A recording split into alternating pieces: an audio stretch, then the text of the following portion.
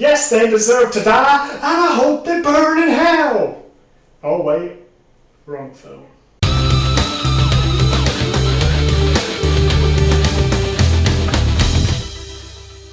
The Hateful Eight, released in 2015, directed by Quentin Tarantino, starring a whole multitude of actors. Samuel Jackson, Kurt Russell, Tim Roth, Walton Goggins, Michael Madsen, and Jennifer Jason Leigh. I must say this is something of a welcome return to form for Quentin Tarantino. This was filmed in Ultra Panavision 70 and it's visually crisp and it looks stunning. The opening, the music, the setting, they all serve to create this majestic vista that is certainly what I would consider to be a homage to the classic film John Carpenter's The Thing, which I also absolutely adore. It has a star-studded ensemble cast with excellent performances across the board, especially Samuel Jackson, who is brilliant as the lead of this film. There was really witty, fantastic dialogue that really drove the narrative and the really engaging mystery plot. I must say that this film is not at all politically correct,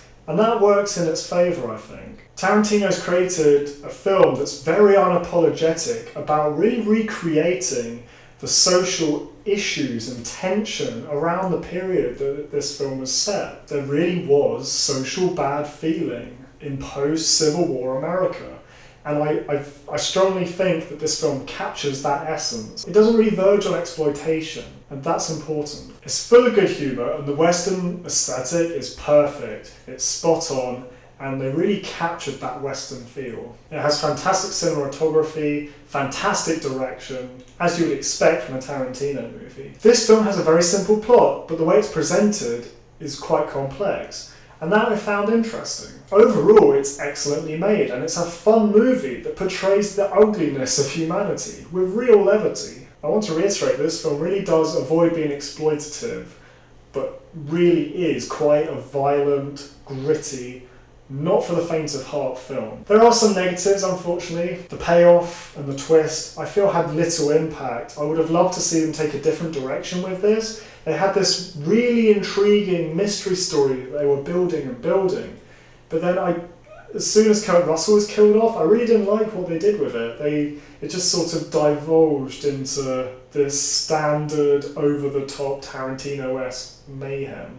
And I think they could have done more. They had the potential to be something a little bit better, I think. So yeah, this film really did have huge potential to go a different direction, and that for me let it down. I also found the character of Mannix, his change of heart, to be quite out of the blue and out of character, and it didn't quite ring true to me. The way he sides with Major Warren at the end seems a little odd. It is understandable, but again, they sort of gave us the red herring and teased that he was smarter than he was, and he was actually just a dumb character.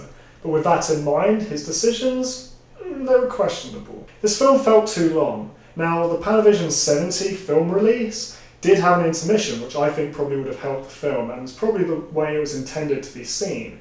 But for those of us that saw the theatrical cut that was shorter without an intermission, it felt very long in the tooth. It needed trimming. Chapter 4 that shows the first party arrive at Minnie's haberdashery should have been trimmed down. It could have been trimmed down, and I think it would have made for an overall more concise experience. Final verdict? 7 out of 10. Silver grade movie. This is Tarantino returning to form. I can understand why some people would not have enjoyed this film, but I really did. It has some excellent performances from some of its key characters. It was really well shot, and for what it's worth, the mystery plot is excellent. It only falls apart because of its length and because Tarantino decided to take the film in a different direction, and for that reason, it's not quite a gold rating. I really enjoyed this film, I have to say. I love the throwbacks to The Thing.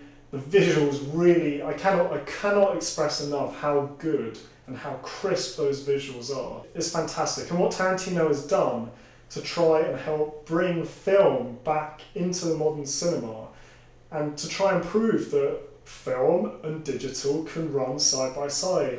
That's really commendable, and I think he deserves recognition for that alone. So that's my final verdict. 7 out of 10, silver rating. I've been Smart Alec, goodbye for now, and until next time.